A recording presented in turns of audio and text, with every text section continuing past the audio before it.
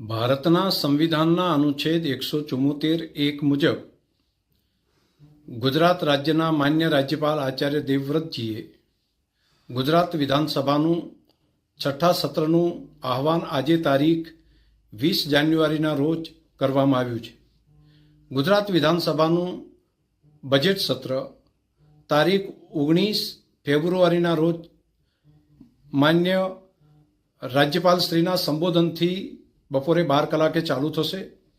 તારીખ 20 ફેબ્રુઆરીના રોજ ગુજરાત સરકાર દ્વારા બજેટ રજૂ કરવામાં આવશે. તેમજ તારીખ 19 ફેબ્રુઆરીથી 28 માર્ચ સુધી ગુજરાત વિધાનસભાના સત્રનું કામકાજ ચાલશે. માન્ય રાજ્યપાલશ્રીએ કરવામાં આવેલા સંબોધન ઉપર 3 દિવસ તેની ચર્ચા માટેના ફાળવવામાં આવ્યા છે. તે સિવાય સામાન્ય અંદાજ પર ચર્ચા માટે 4 દિવસ રાખવામાં આવ્યા છે.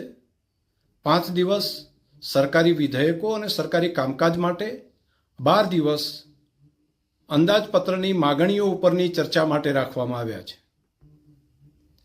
તે સિવાય ગુરુવારનો દિવસ બિન સરકારી કામકાજ માટે પણ સૂચિત કરવામાં આવ્યો છે.